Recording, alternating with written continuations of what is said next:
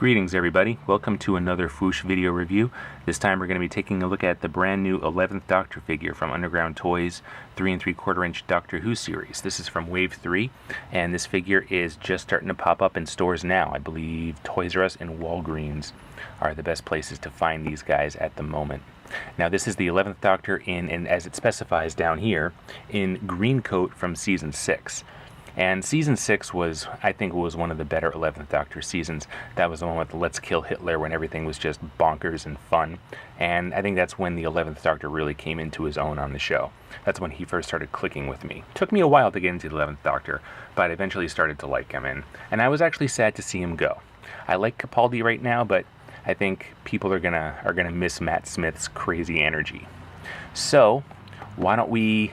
And what's interesting here is that this figure is not even shown on the back of the card. So here's the current wave with the two Daleks and the 10th Doctor and Amy Pond and Capaldi, the current 12th Doctor, but there is no 11th Doctor on the back here. So I'm wondering if this is a variant of some sort. I'm not 100% sure, but either way, here he is. He exists. He is part of Wave 3. So why don't you sit tight while we get this guy open and we're going to see what this new 11th Doctor figure is all about.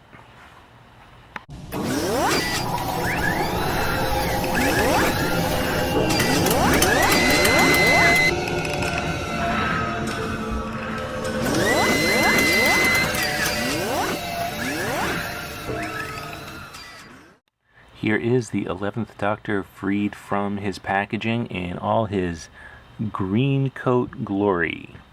And that coat is definitely green. It's like a dark pea soup kind of green. That's what it reminds me of. Looks pretty sharp though. The 11th Doctor was interesting because as the seasons went on, he started to look more and more dapper. I mean, he was a scruffy kind of kid, rough around the edges when he debuted. He just grabbed a bunch of clothing off a clothesline and threw it all together with, with of course the bow tie. But as the 11th Doctor's tenure went on, he became more and more of a sharp dresser. So that's kind of what we're seeing here with the longer coat, the vest. He just looks much more well put together. And I started to really like Matt Smith toward the end. So it took me a while to warm up to him, but of course, just as he, bid his fond farewell, I was kind of attached to him. So now, like everyone else in the world, I'm getting used to a new Doctor. And so far it's going well. But let's get back to this figure. So his articulation scheme is very similar to the 10th Doctor that we looked at the other day. There's no bicep swivels, which is a curious thing to leave out. Some of the figures in this line have bicep swivels, some of them do not. And so far, the 11th Doctor here and the 10th Doctor do not have them. He has a good range of motion in his arms.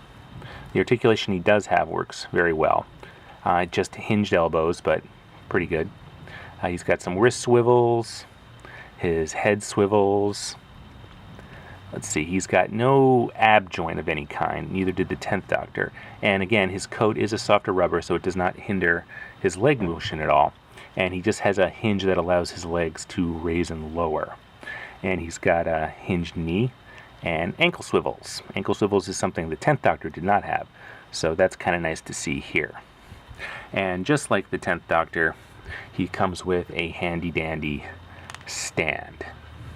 I wish the peg placement in the stand was a little bit more centered because it looks kind of odd like that. It worked better with the 10th Doctor just because of how his legs are kind of askew like this.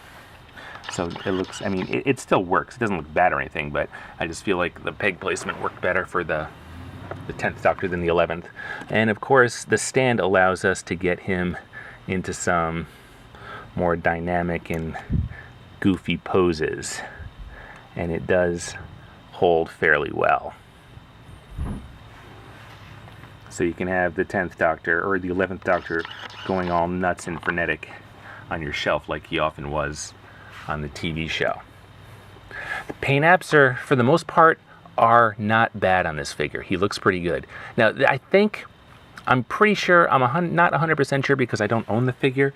I think this is just a repaint of the 11th Doctor that came out in the first couple waves of this line.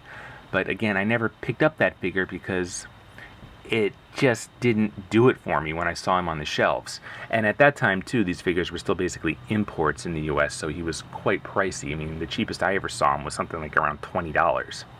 in some shops that carried the line. So, and on that previous figure, the paint apps weren't as clean or as good, but I'm looking at this one now, and it looks to be much, much better than what I saw.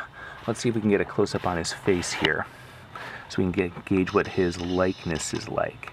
And that definitely looks more like Matt Smith than some of the other versions, or the other version of this figure that I saw on the pegs.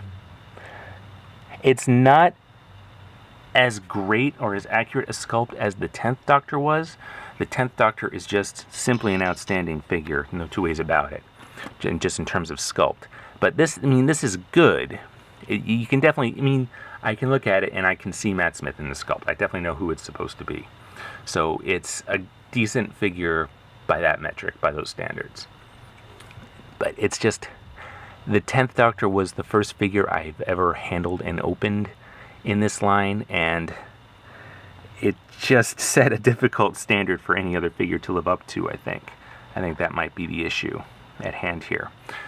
So let's compare this little Matt Smith with some of the 5-inch Matt Smiths that we've gotten over the years. So here's a couple. Let's back out of this so we can get a better look here. We'll get Tennant out of the way here because this is Smith time. Smith time, something I just made up. So here he is with, this is the 11th Doctor from that larger 11 Doctor box set. Yeah, it's his appearance from the very early seasons where he just kind of looked like a kid wearing his dad's clothes. And then this is the Matt Smith from the Dalek 2-pack that came out last year. A little bit better. The hair is a little bit more dapper, so the head sculpt is definitely a later period Matt Smith, and that's kind of what we're seeing here. So these two share a similar style. This one is the better dressed figure, and it's funny how that matters with a Doctor Who figure, but the Doctor's outfits totally matter, as everybody knows. So I'm just in terms of how the smaller figure ranks or compares to the larger ones, I still think, especially this one, I think this is still the best Matt Smith figure we've gotten so far. But this is not doing a bad job. It looks, I mean, it all comes down to the paint, really. I feel like the sculpt is there for the most part, and what we're seeing with this figure is a better paint job again than what we saw before. So that is a nice thing to see. And something else, let's get these guys out of here. And I like that both Smith and Tennant come with very into their individualized sonic screwdrivers. I mean, these things are tiny. I don't think I can fully just express to you how small these sonic screwdrivers are. And Underground Toys and Character Options are doing a very good job of creating their signature screwdrivers in this scale, which I can't imagine being an easy thing to do, seeing as how they're probably about 1/4 of an inch long each. I mean, they're teeny tiny, but you can definitely tell. I mean, this has all the signature earmarks of Matt Smith's on a screwdriver, as does this one for David Tennant. So, bravo for some good work there. I mean, these things are so impossibly small, and I'm so paranoid about losing them that I'm kind of keeping a close eye on them. I may even use some museum putty to keep them securely placed in their hands to minimize the risk of losing the sonic screwdriver.